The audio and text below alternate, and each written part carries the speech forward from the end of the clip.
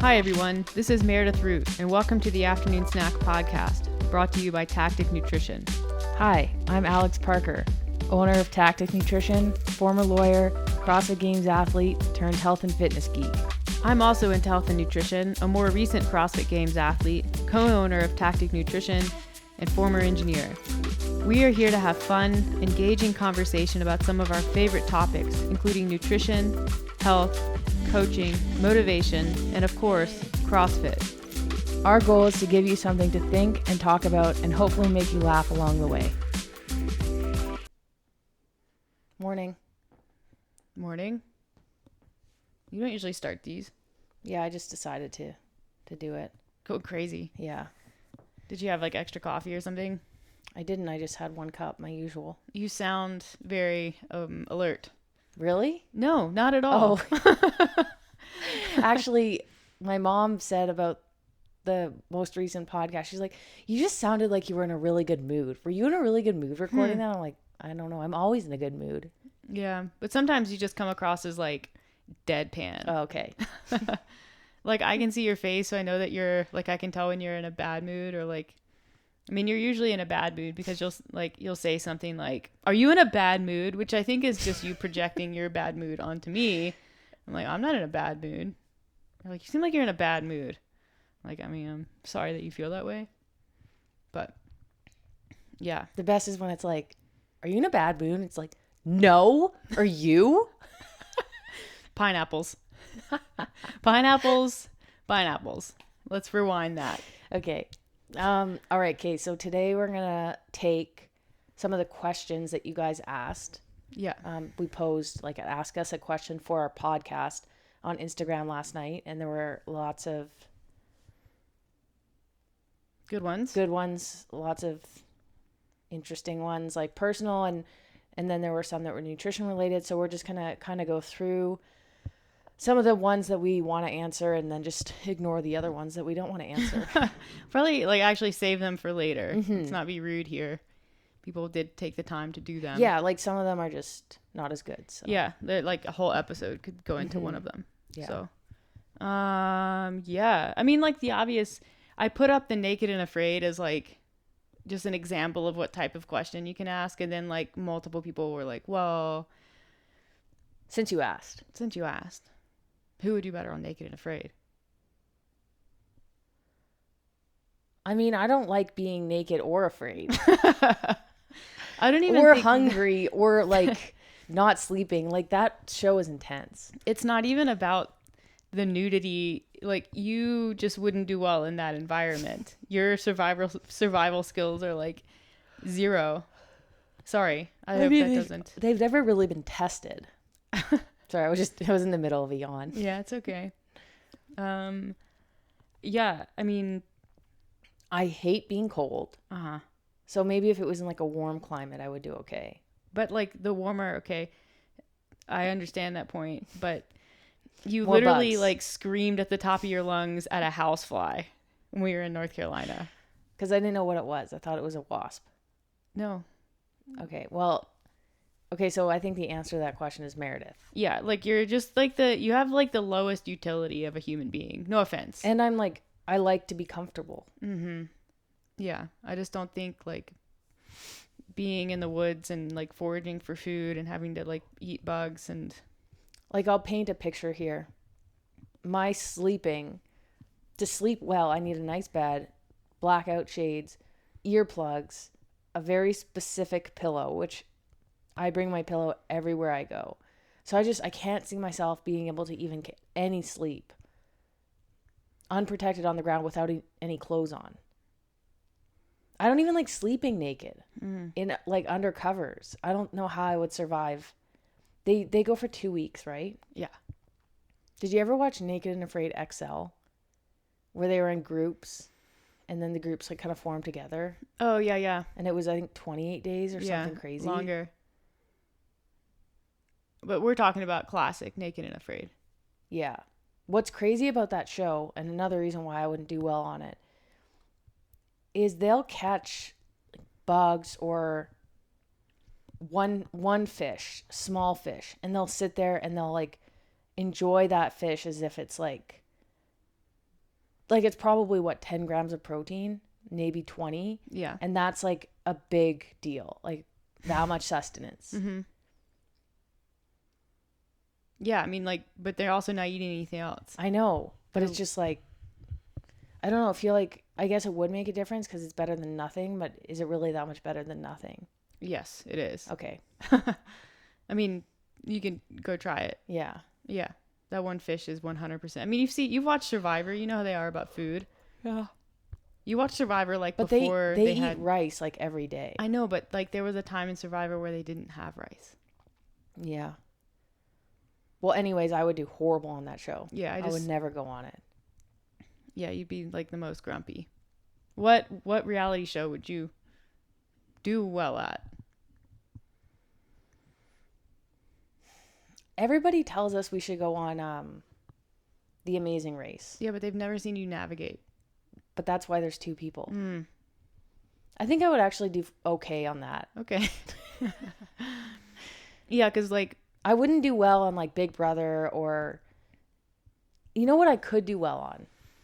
Like, if I wasn't gay, The Bachelor.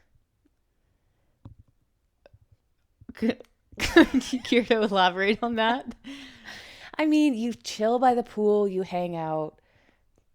You have to just fool somebody into thinking that like you love them. Like that whole show is just ridiculous. It sounds like you'd actually do better at Bachelor in Paradise.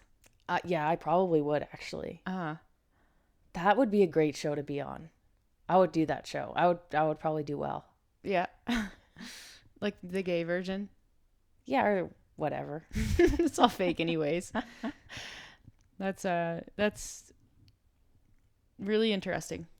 Yeah. The drinking aspect would be tricky because I don't like drinking because I get really bad hangovers, and there is a lot of drinking on that show. Yeah, that's like half of it. So I'd have to build up my tolerance. Yeah. What about you? What show would I do well on? Mm-hmm. Jeopardy. Okay. I haven't watched Jeopardy in a few years because like, I mean, we don't. I didn't realize that was an option. I totally would have picked Jeopardy. You seem like more of a Wheel of Fortune type. No offense. Yeah, right. I went. Well, I grew up watching Jeopardy because my dad's really into Jeopardy. We'd always watch it like at dinner, and I've been watching it in a couple years because like you don't watch it, and it was on at Megan's house, and when I was there, and I just sat down and like it was double Jeopardy round, and there was like one final category left, and yeah, I totally ran the category, got every single one right, and the final Jeopardy question, and I was like, back bitches. You're so cool. I don't think that's true, but I do have a lot of trivial knowledge. Yeah. All right. Let's move on from that. So we have Meredith would win Naked and Afraid. Alex would thrive on Bachelor in Paradise, not the gay edition. And Well, I could do well on both well, there isn't a gay edition, so when there is a gay edition. and yeah, I would go for Jeopardy as an intellect. I think I remember on the last Bachelor in Paradise, there was a gay romance. Well, yeah, but it was totally like played up. It was kind of like it was kind of cringy actually. I know. I was like, oh, But you're like You can hope that maybe next time it'll be more real. Yeah, I was like, oh, the bisexual white girl who is now gay, and I don't know. I thought it was like pushy. Yeah. Not like there's anything wrong with being bisexual. There isn't, but it was like, Yeah. you know, I see what you mean. it was like the most comfortable. It was like, you know, blonde, Yeah. pretty blonde bisexual girl with her pretty blonde girlfriend. I Yeah. was like, okay. I mean, like it's a step. Yeah, it is a step. Yeah. But okay. Okay, so The reason why they need to bring me on the show. yeah, for sure. We got one on Athletic Greens supplements, why they're getting pushed by athletes and are athletes, quote unquote, selling out faster. What you got? I mean, with any supplement sponsorship, you're essentially getting paid to promote a product. And we've talked about this before. Athletes are trying to make a living doing a sport that doesn't pay. So they're making a living being influencers. Yeah. So with the sport growing and more people wanting to invest time into it and quit their day jobs or not even get a day job, maybe, yeah, they are selling out faster. There are some good products out there that are worth, like, maybe the athlete really truly believes in. I'm sure that's possible. Mm-hmm. I would agree that maybe they are selling out faster. The deal with Athletic Greens, I mean, I don't recommend them. I mean, it's like any green supplement. Like you're getting maybe some vitamins and minerals, but you're not getting fiber, you're not getting water. Like, we suggest most people eat fruits and vegetables because it's a lower calorie, higher volume food that provides like fiber and a ton of vitamins and minerals. If somebody isn't eating vegetables and they're an athlete and they ask like, should I take Athletic Reds or Greens? I'm like, no, just take a multivitamin. Yeah. It's like also less likely to upset your stomach. Mm-hmm. Green supplements are brutal. But that being said, I've never actually tried a green supplement. I have. Oh no, I did once and it was gross. Yeah, I took one first thing in the morning, like on a Saturday morning before a workout. I don't think I'd eaten anything that morning because I used to work out like early, and so I would skip breakfast. And so I was like, I'll just take this green supplement, and like I had to excuse myself. It was so upsetting. No, it was like my mouth was like I was gonna throw up. Oh, nausea. Yeah, it was pretty bad. So, I mean, if you're somebody who really likes green and red supplements and you think they make a difference, then good on you. But yeah, it's probably more placebo than anything, which is fine. Yep. No one's immune to the placebo effect. Yep. But I think you're asking a lot of athletes to understand every single thing that they endorse. And it's like there was another question on like, you know, CrossFit's lack of response to COVID and like, you know, the elites ignoring it. And I'm like, well, I get that. Like and I've talked about this on my personal account. Like, you want the people that you look up to like share your beliefs, but also like it is how like social media is how a lot of these people make money. So they have to consider that. And there's also the angle of like, well, maybe, you know, people follow them to kind of get a break from, you know, what's going on with COVID and this and that. So I think it's like there are many probably situations where we or society holds people to a standard, or they have an expectation of other people that isn't fair, isn't in line with what that person's willing to put out on the internet. And you just have to kind of know that's going to be more the case with CrossFit athletes because the income is so much lower. Like, these athletes aren't signed with Nike or like, you know, Reebok or like, you know, big name contracts where they're protected and they can have a voice and an opinion and not worry about. Well, and their opinion is going to be very similar to like you see Nike putting out statements. Yeah. Like Black Lives Matter was a really good. Yeah, but instead you have these athletes who are making money on kickback codes. And it's like if you are not like, if you start polarizing your following, you literally lose money. And that's too bad. Like, it sucks that that's the state of the sport right now, but it is. So you can't be too upset with athletes who aren't willing to sort of stick their neck out for things like that. Like, and it's like the other sad part is that it did become a big political issue. And so anytime something becomes very political, like, you see sort of the CrossFit athletes distancing themselves from having an opinion on it. Yeah. And that's just the way that it's going to be. But we've had a lot of conversations about businesses during COVID, especially like CrossFit gyms. And you see CrossFit gyms taking like a political stance. They side more often than not, or at least the vocal ones are siding against the government and against government restrictions and COVID protocols and that sort of thing. Yeah. And they're very vocal about it. And what that does, in my opinion, is it creates a division in your members. It's like you're taking one super aggressive side that goes against like the majority. Yeah. So you're essentially polarizing a large percentage of the people who you still need to pay you. Yeah. Rather than, I'm like, why, at least from our company standpoint, I'm like, we're neutral on COVID. in terms of like, we agree with, like, we're kind of going along with the government, like, just even if we don't necessarily agree, and I'm not saying we do or don't, it's like we're not being extremely vocal because like we have members who Well, also you don't need to may be disagree. extremely vocal. You don't need to be, like, it is what it is. Yeah. Like it's kind of the same thing with the athletes. Like our following is a big part of our business. Yeah. And it doesn't mean that you don't have core beliefs and values, but like our business also isn't like political or like COVID related. Like we don't need to be on there talking about COVID. Like, I don't know. Yeah. I think there's obviously like, you know, CrossFit HQ came out with a statement back in November, I think. And they're pretty open with their policy. It was like you need to defer to the CDC and government regulations or local regulations, and like whichever one is stricter, you need to listen to that. And they were like it's very to the point. That was their stance. But they, at the end of the day, like they have no power over affiliates that choose to violate, you know, local restrictions. That's not their deal. But I feel like that's the easy way out. Like that's the best thing to do. Is just to say like, do what the law says to do.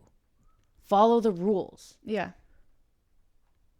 Like somebody isn't gonna say to CrossFit like, "Hey CrossFit, like how come you're not breaking the law or promoting like breaking the law or the rules or the regulations?" Yeah.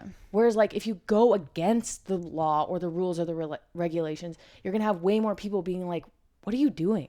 Yeah. Like no one has a... That's my opinion. I don't think there are many people that have an expectation that a business would be like at least very outwardly like violating regulations. There are plenty of businesses and gyms that probably just kind of quietly skirt the rules, or, you know, they do things that are a little bit different. And that's their thing. That's fine.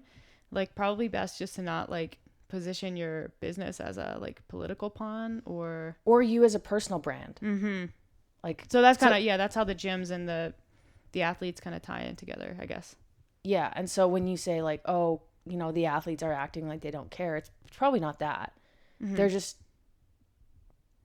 being sensitive to what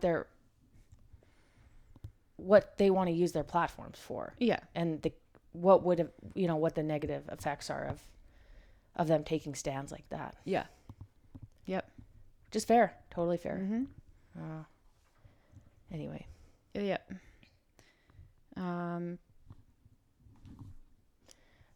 Who is your celebrity crush or crushes? Literally the entire U.S. women's national soccer team. Alex Morgan. Really? Yeah, she's a babe. More than Megan Rapinoe? I like them both. I like Alex. I like her attitude. She's feisty. I know she's not gay, but like she probably is a little. All right. I don't know. But yeah, for sure. I just love them. What about you? Megan Rapinoe's growing on me from like a sports standpoint. I also really like this girl. She's on the Canadian soccer team. She's a really great player. Her name's Sophie Schmidt. She's cool. And she has short hair and it just looks cool. But from like I don't know, there's so many like people that you watch on TV and stuff. Like for males, I really like Zac Efron, which I've said before on podcasts. Okay. Yeah. All right. I guess. I can't think of a guy that I'm like Bradley Cooper. Yeah, I Brad mean, like Pitt. I don't have a crush on them, but I guess I think they're cool. All right. I watched Moneyball recently, and every time I watch a Brad Pitt movie, I'm like, yeah, he's pretty cool. Do I have a crush on him? No. I guess it depends on your definition of a crush. Yeah. Clearly. Okay, what was the worst date you've ever been on? Oh. Okay. I'm gonna explain this in a general way. So somebody I was dating at the time, I had been on dates before. So it wasn't like a first date. And I went to go meet some of her friends. And I I was so bothered and just like confused by the end of this thing. It wasn't really a date. It was just like we were hanging out. We went to go meet friends. And not one of her friends talked to me once. Why? Like, okay, so they were at like they were doing some sort of like kind of like competition like thing, and so we went to go watch them, and then we met them after. And so they just kind of talked about themselves, and it was horrible. That was the beginning of the end of this relationship. Oh. It was really weird. Like, I'm trying to explain it in a way that somebody might understand, but what about you? I had like a okay, before you, and like yes, there was a before you. I was like chatting with this girl on Instagram and text, and she lived kind of close. Like she was in Virginia, and so like things were going great, and she's like, "Oh, I'll just drive down and like hang out with you for the day." And so she did that. She got in like relatively early in the morning, maybe like 9:30, and just zero chemistry whatsoever. Like, I don't know if she was into me, but I was like definitely not into her. And I was like, we have the whole day together. So I was like, you know what? Let's just work out the whole day. And we did. And then she went home that night, and that was Was there any like correspondence after that day? a little bit, but not like, I think it was sort of both. Like it just, we were not each other's type. Did anyone come out and say like, no, it like, was just like, great effort? good job, team. You can't win them all. No, I think it was just like a mutual understanding, and then, you know, just the niceties, like, okay, nice to, like, it was great hanging out with you and finally meeting you, like, / I never want to see your face again, kind of thing. But yeah, that was awkward, but at least it was only a day wasted. Okay, next one. Will you camp this summer? I have no plans to. Well, we don't have any camping stuff. We can rent and it. this kind of goes back to the question on Naked and Afraid. I don't really like camping. I really love my bed, and I really, really like showering every single day. Okay. And like going to the washroom on a toilet. Yeah. So I don't think we'll camp. You've mentioned like, hey, we should do like a mountain biking camping trip, and Yeah. I'm like, okay, yeah, sure. I feel like camping. It's probably best that I don't camp, because I feel like I would just get into camping because I love the mountains so much. So it's like, if I could just like be in the mountains, then that would be great. But I feel like camping would turn into a whole thing for me, and then we would have all the gear, and then we would like get like everything. You know, the thing that goes on top of your truck, and now you're camping off the ground, and like all of a sudden we live in a van, and like I don't know how that happens. Like, how are we van people? Exactly what I would expect from you. Yeah, so to avoid parlaying into van life, we're just gonna say no camping. Not gonna get into that. They do have like this bougie... is okay. This is also coming from a person who like she likes just going somewhere and staying in a nice hotel. Yeah. That is what she enjoys doing. Yeah. That's what I like. No plans other than like, yep, we're just going to stay in this super nice hotel. I love that. Which I I'm love like, that. Why? Because like, why so go nice. somewhere when like to basically sleep and sit in a different room and pay a lot of money for it? Because they have nice shampoo and soap. And I like the showers and the towels and the scenery. And like the fact that it's so clean. I love all of it. I don't know. It's just a nice way to spend time. But what I was going to say is they have these like sort of bougie teepee tents in Kananaskis that you can book. So it's like camping, but glamping. It's like you combine camping with a really nice bougie hotel. So I'll probably set that up for us sometime. Great. It's going to be great. Looking forward to it. Yep. Okay. Next one. If you could only eat one food forever, what would it be? If you were stranded on an island and you could only bring like one food. Like any food, though? I mean, that question is open to interpretation. Well, let's just say like any food. It can be like one. Yeah. So like tacos. You would pick tacos? I love tacos. Yeah. Are we talking not from like a nutritional standpoint? No, obviously not. Well, if Probably you're on an like island, hamburgers. yeah. like calories are probably important. So you would want something higher calorie. Mm-hmm. Like probably not a good time for salad. No. Yeah. So tacos and burgers. Yeah. What would you put on your burger? Just the basics. Lettuce, tomato, onion, Boring. mustard. So boring. Like what if it's good bacon, like not too fatty and not too salty, bacon.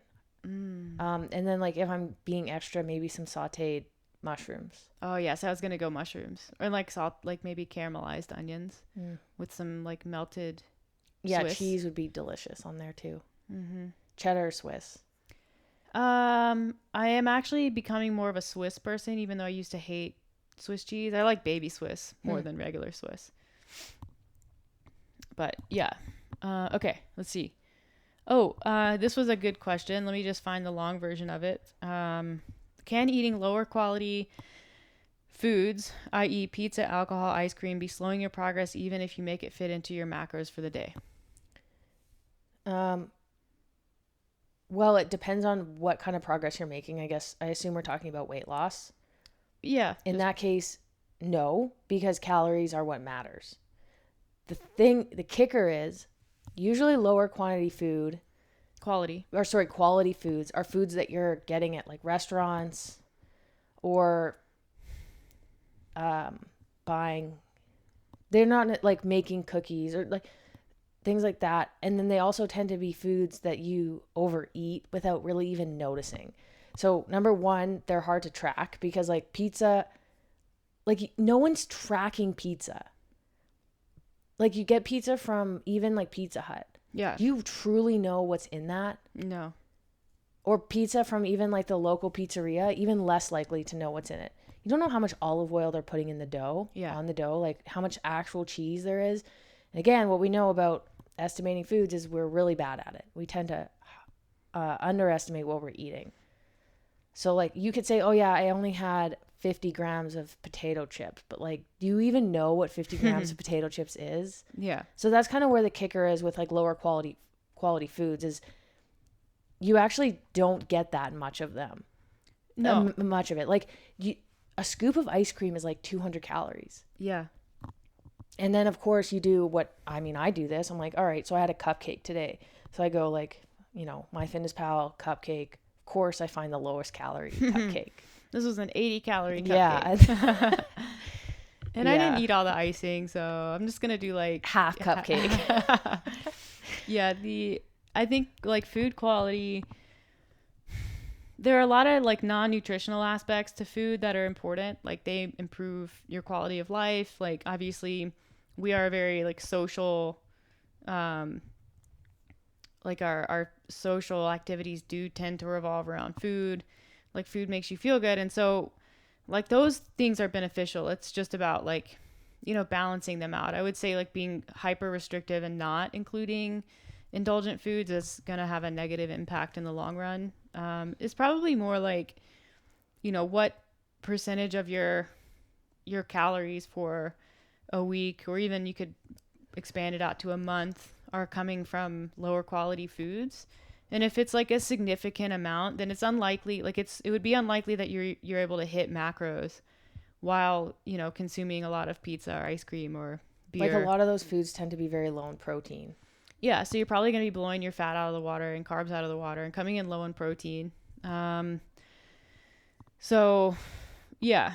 But if you are still hitting your macros and you're accurately tracking these foods, they shouldn't be limiting weight loss because contrary to popular belief, like quality of food doesn't actually matter for weight loss. It's really about creating a calorie deficit.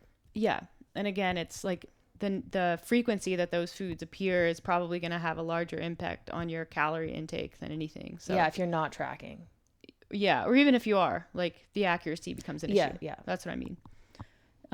Yeah, but definitely should be able to enjoy pizza and ice cream, no problem, on occasion. We do. Okay. What's the next one? What clothing do you find the hardest to shop for or fit into? All clothing. Anything that isn't yoga pants, Lululemon. I find like, how, okay. I feel like you have an easier job than I do. Probably, but it's like, It's the same. You know, you see clothes on like, you know, another person or a model or like in a picture, you're like, that looks awesome. I'm going to get that. And then you put it on and you're like, oh, I look like a clown. yeah, like I like pants are hard, shorts are really hard.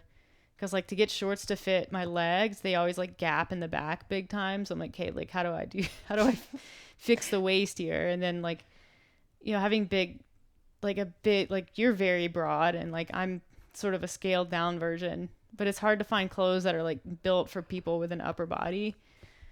So I just say generally like sort of casual clothing that isn't for working out for sure. I don't wear regular bras, so that's not an issue. Yeah. I either wear a sports bra or no bra.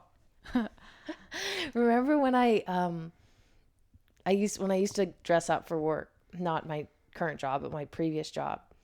And I would wear like a real bra, and it was like the first time you saw me in a real bra and you were like, "What the? Your boobies are too like are separated or something." Yeah. That was shocking. Like you should just wear a sports bra.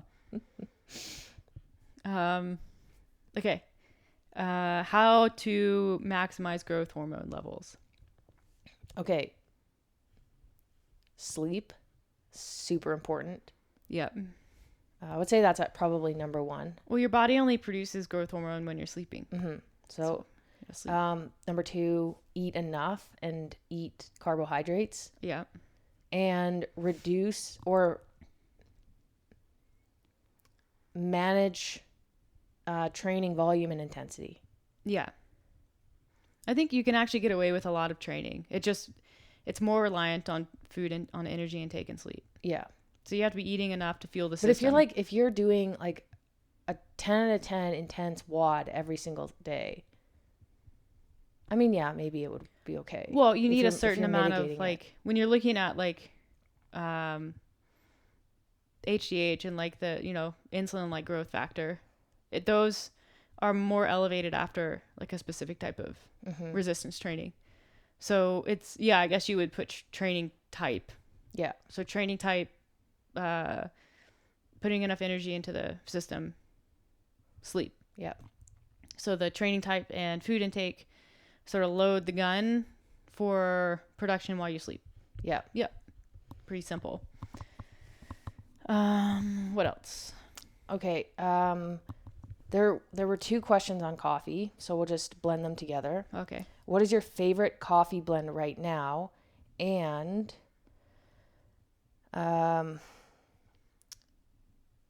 it's like coffee, what do you order? How do you take it?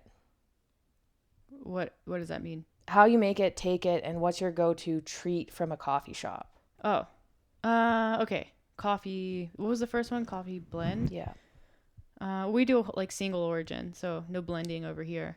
But generally, like as far as coffee bean variety goes, something from the Central American region that is lightly roasted tends to be my favorite. Meredith is a bit of a coffee snob. I like the really light stuff that kind of comes out more like tea. That's what I like for coffee. I usually pick the ones that say like, they'll have the notes, and I'll look for toffee, chocolate. Yeah. So like a little bit smoother, You not like the quite as richer like flavors. tangy. Yeah. You usually go for like citrusy notes, and Yeah. I'm just not into that as much. Yeah. Yeah, I like the citrus stuff. But as far as like, I mean, how we make it, we just use we have like a Bonavita like coffee maker that's essentially an automated pour over. So that's what we use every day. Either drink it black or with a little bit of almond milk. If I'm feeling really fancy, I'll do a pour over. That's for like weekend activities. And then like coffee shop order. I'm super boring. Someone asked me this the other day, and I think they're expecting like, you know, caramel turtle latte or whatever. And if I'm in the Caramel turtle latte. tortoise, Where do you buy latte. that? I don't know, some fucking coffee shop. If I'm in the mood for espresso, Hi, then can I I'll please go. get a grande caramel turtle latte? They would make something. I assure you they would. I'm gonna make this just for you. You are laughing way too hard at that. It's not even a good joke. Okay. You done? Yeah. If I'm in the mood for espresso, then I'll get like a traditional cappuccino or a flat white. But if I'm in the mood for coffee, then I just get them to do a pour over. I used to love Frappuccinos from Starbucks. That's not coffee. It's go-to treat from a coffee shop. She didn't say it had to be coffee. But I also like, what are they called? There was another one. It was like some sort of coffee chocolate Frappuccino. Mocha chip. Mocha chip. Those are good. I also really enjoy iced cappuccinos from Tim Hortons. Okay. Yeah. I really like when they put caramel drizzle on top of frozen coffee drinks. Huh. So good. So delicious. We have very different tastes in coffee. I hate Starbucks. When we were traveling to Sweden for a competition a couple years ago, we were in the airport, and I don't really buy stuff from Starbucks or even get these coffee drinks very frequently, but I'm like, I want a Frappuccino. So I got some, like, it was just the regular flavor, and I got light. I think I got it with almond milk or like light dairy milk. And it was when we were traveling home, and like, you know, when you travel, you're just dehydrated and you're kind of hungry because just travel does that to you. It was probably the most amazing taste I've ever, like, it's so cold and refreshing and sweet and delicious. Yeah. So the thing I hate the most about Starbucks is the temperature of their coffee. I'm like, I guess I'm used to... It's always boiling. Yeah, like, we make coffee at, like, you know, a pretty reasonable temperature. And I don't know if you've noticed, our coffee maker makes coffee that's, like, it's not super hot. It's, like, hot. But it's, like, it's drinkable pretty much as soon as you pour it. And that's how I like coffee. Starbucks is, like, beyond boiling. Yeah. It's dangerously hot. I hate it. I can't stand it. Like, you can't brew coffee at that. Coffee is meant to be brewed at a specific temperature. And it's actually a pretty tight range. And it's the reason why, like, when you pull an espresso shot, like, it's meant to be a specific temperature. When you do a pour over, it's a specific temperature. When you have a nice coffee maker like ours, it's a specific temperature. Starbucks temperature is like the temperature of the sun. I'm like, this is not even making good coffee. It's so inappropriately hot that it actually can't be good coffee. Well, you can't even taste it because it's just like... Well, yeah, you've burnt all your taste buds off. So, like, now you can't taste the coffee, and, like, you won't be able to taste anything else you eat for the day. I can't... People that spend money on Starbucks, I'm like, you know, there's actual real decent coffee places that are less expensive. Anyways, I'll get off that high horse. What's your party trick? Okay. This started probably in law school, or like I wanted to be part of like the cool kids and like the people that went out and like did stuff and like played sports. And so I kind of like, I would go party with people. Like, partying is a pretty big deal in law school. So I would go, but I didn't want to stay the whole time or get like super wasted. So I would go.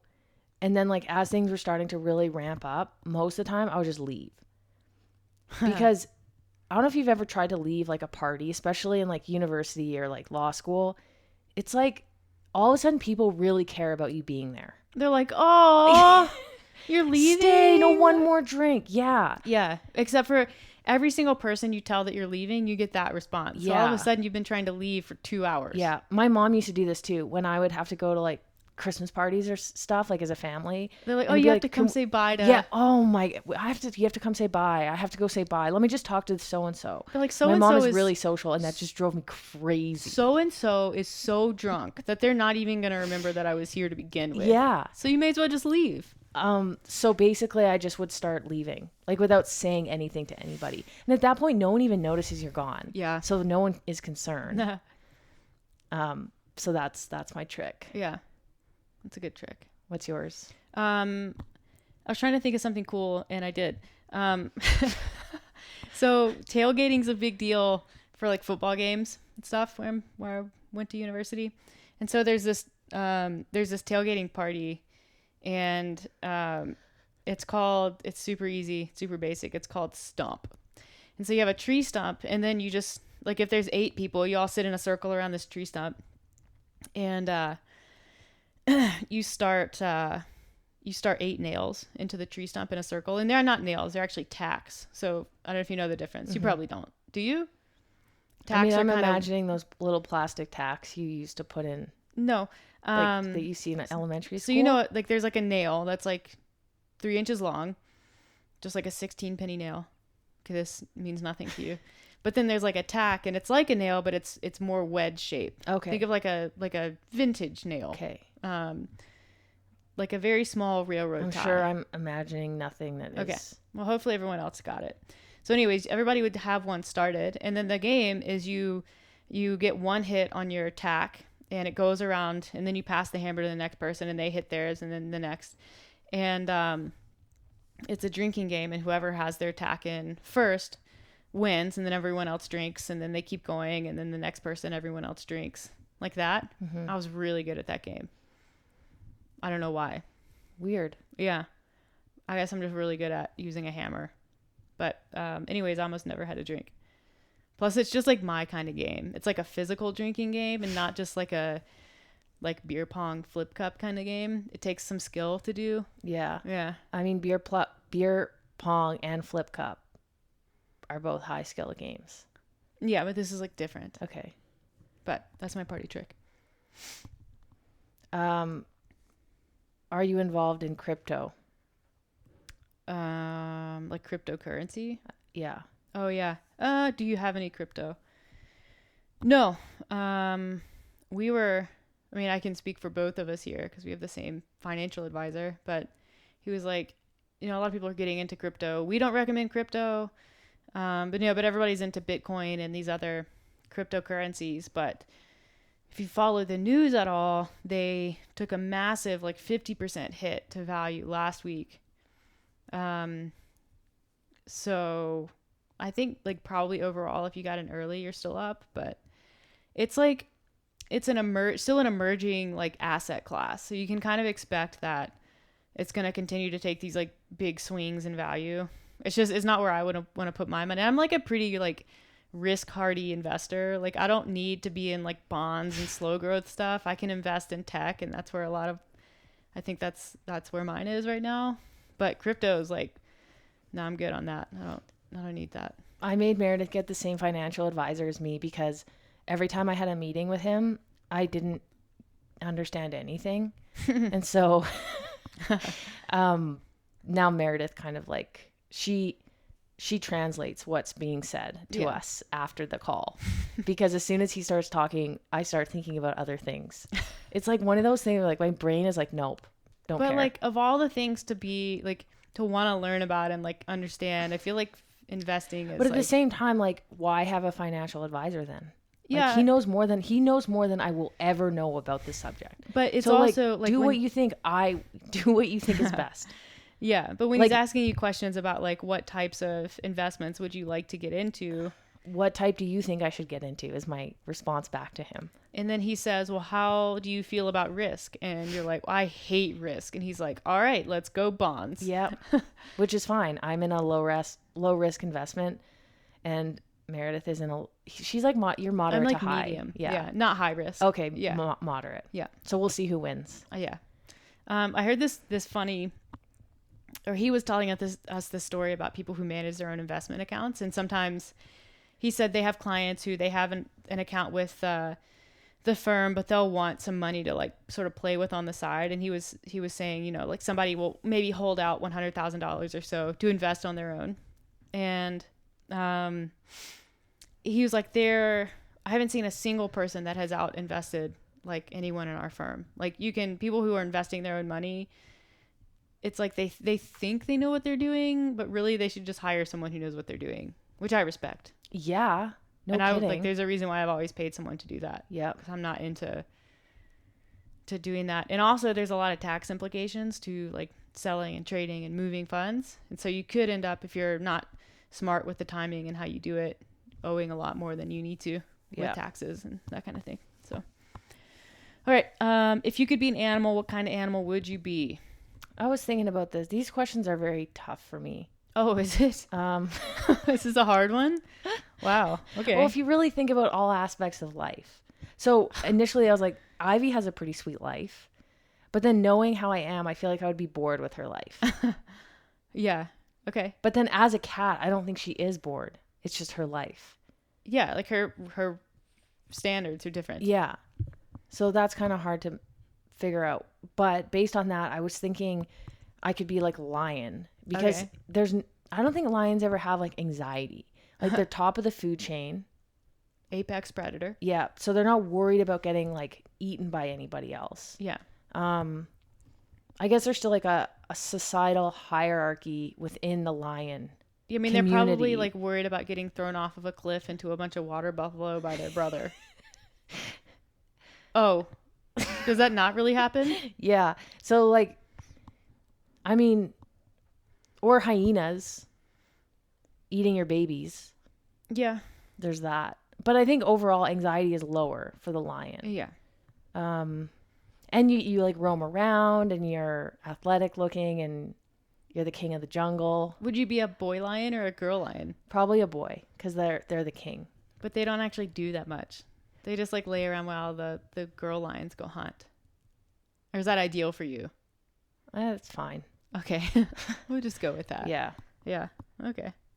It's good. It's a good choice. I definitely wouldn't be like a water animal or anything like that. I don't really like the water. So I'd be a land animal, somewhere warm. So lion fits. Yeah. Or cheetah. Cheetah's awesome because they can run fast. Cheetahs don't have to warm up. No. Yeah. I dig it. You? Oh, I would be an otter. Why? Well, because they're a water animal, and I love the water.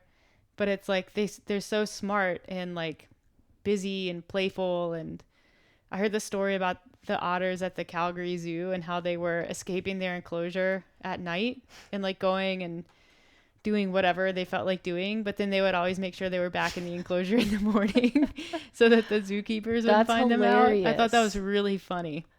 And I loved otters already. They've always been one of my favorite animals. And then I heard that and I was like, yep, definitely my favorite animal. That's cute.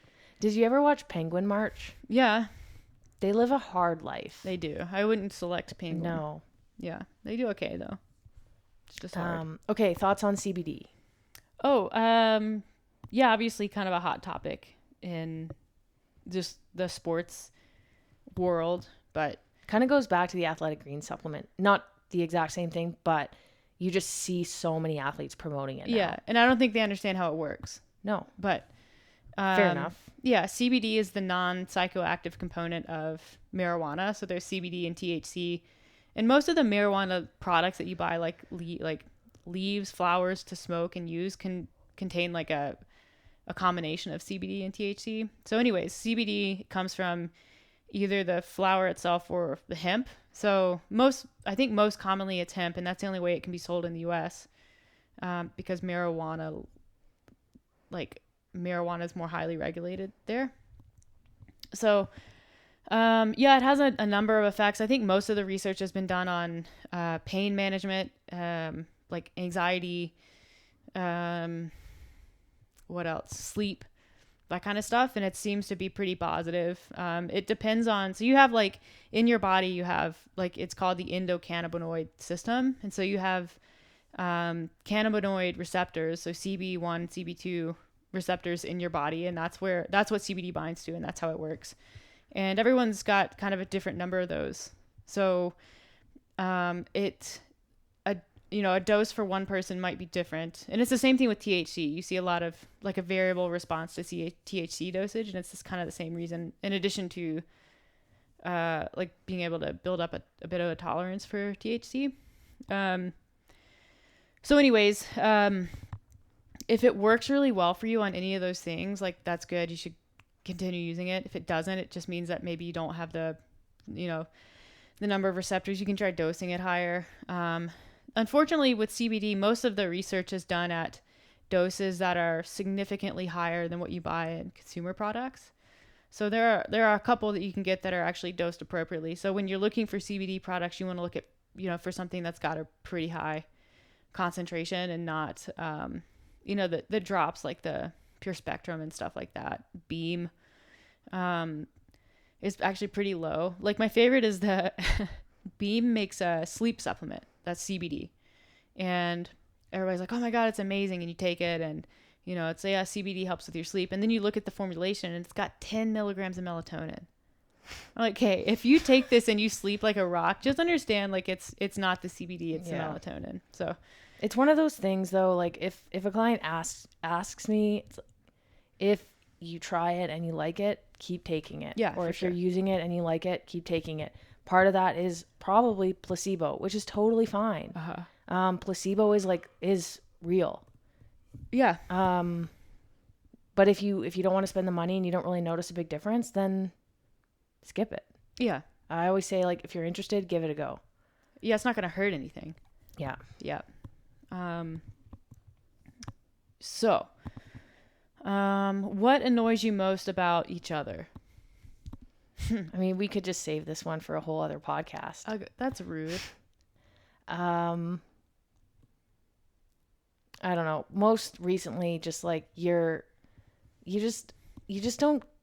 not as clean as I am. I'm not dirty. Like, you don't like wipe up the kitchen counters as an example. I mean, I do sometimes. Exactly. Sometimes. That's like probably the most recent thing. That was when you were gone. It was kind of nice. Because you get to do things on exactly your schedule. And if you don't wipe it, you don't notice that it's not wiped. You just. I would wipe right after. I've seen it. I've seen the counter be unwiped from your area. Yeah. You like to leave the cutting board sometimes. My issue with that is it's confirmation bias. You don't have an issue with my lack of cleanliness. You have an issue with the fact that my cleanliness is not on your schedule. No, I don't think so. Okay. And then you had the audacity the other night to call me dirty. Yeah, because you wipe boogers on the side of the seat in the car. So, okay. So we're getting a new couch. It's getting delivered this week. And Meredith says we're in bed. She goes, so like, there's not going to be any eating on the couch. And we're also getting like a bigger table. Because right now we have like a 2-seater table where we sit and have our meals together. And I'm like, so are we going to sit at this big table and still like enjoy meals together? Like, what's the deal? And she's like, well, yeah, like we should just sit at the table. Cause like, I don't think we should be eating on that new couch. And like, we could get TV trays, but again, like I just don't want to be risking like food on the couch. It's a light colored couch, you know? And then kind of looks at me like, as in like, so you're not going to eat on the new couch, which I do eat on the couch frequently because I'm working. I work on the couch. So I just like have my oatmeal and stuff on the couch, but I rarely spill. I've seen you flip a rice cake with blueberry jam onto the couch.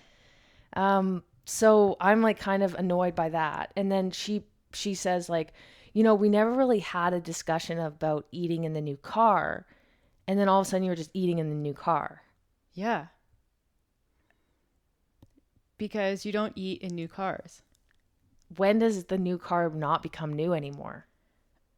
It and as if new. eating in the car is worse than just like getting out and getting back into the car in the winter when your feet are all dirty. Yeah, because it's food. It's not like I'm eating like I'm a child throwing like you have like goldfish and like you have chicken nuggets on the floor. Food on your sweater like half the time that has fallen out of your mouth or never made it to your mouth. So yeah, anytime I've ever had a new car in my life, it's here's what you do. You bring food to the couch without a plate. Like your stroopwafels every morning. Yeah, but that's not going to happen on the new couch. I probably won't even drink coffee on the new couch. Because I'm like so paranoid about it. You can clean couches. Yeah, but I don't want to have to clean. I just want it to stay nice. Like for the record, I have not made the mess of a car. Nice things don't just stay nice. You have to keep them nice. That's all I'm saying. You should take that advice and apply it to cleaning this house. That brings me to what I get annoyed by, which is how particular you are, but not in the ways that I am particular. Yeah. Oh, good one. Because you are obnoxiously particular about most things, except like you wipe boogers on the seat in the truck. Okay, who doesn't do that? I don't do that. I do what everyone else does, and it's like you pick your booger and then you crack the window and you put your hand out and you just like roll it around in your fingers until it dries into a little booger ball, and then you flick it. And my favorite thing about that is I've seen people driving like in front of us. I've seen people doing that exact thing. So I know if someone's like driving behind us and they see me doing the like booger roll, they're going to know exactly what I'm doing. And that makes me laugh. But that's how I get rid of. Because your thing is you wipe it on the seat and you're like, oh, well, it flakes off. Well, it doesn't flake off. You have to brush it off. But like if it flakes dries off up and falls off, and it joins the other dirt particles that you've tracked in with your shoes. But why not just flick it out the window? Maybe it's cold out. I don't know. Oh my God. Like it's super easy because like your hand is already going down anyway. So it's like, why not just drop it down like half a foot further and just wipe? Yeah. Bottom of the seat, no one even notices. But I haven't done that in the Audi yet. Usually you've left some sort of garbage in there that I can use to collect my booger with. In the Audi. It's leather.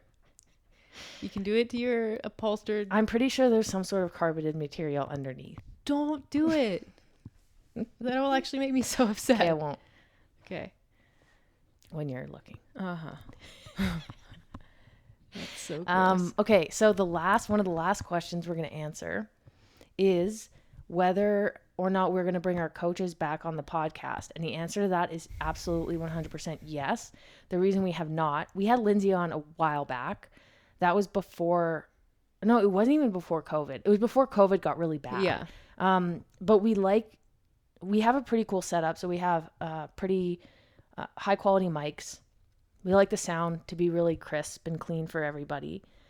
And, yeah, it's just really waiting we don't want to be on like, speakers on computers and stuff unless. Yeah, because then there's a big sound discrepancy between like the way we sound and then, the way that the people on the podcast sound. Where are you going? The doorbell just rang. That's because he's delivering Best Buy stuff. Oh. You can sit down. We're not done yet. I thought it was the government of Canada checking on us to see if we've quarantined. It's not. Awesome. That's so good. No, it's pure later. That's how you ghost. You don't tell anyone you're leaving. You just get up and go. But I'm looking at you right now. I mean, it obviously works different in other circumstances. Better? Yeah, so we're definitely going to bring some of our coaches on and some other guests. We have some ideas floating around. Yeah. Like who? Potentially some other CrossFit athletes, just to ask some questions. Mm-hmm. We know some people who are top level CrossFit athletes who also run their own businesses or have jobs. So it'll be kind of cool to talk to them about how they manage everything. Yeah. Talk to them about their nutrition. Just get somebody new and refreshing on. You guys know enough about us. Yeah. We're getting old. Like literally. But anyways, thanks for submitting questions. We're going to keep the other ones just for funsies.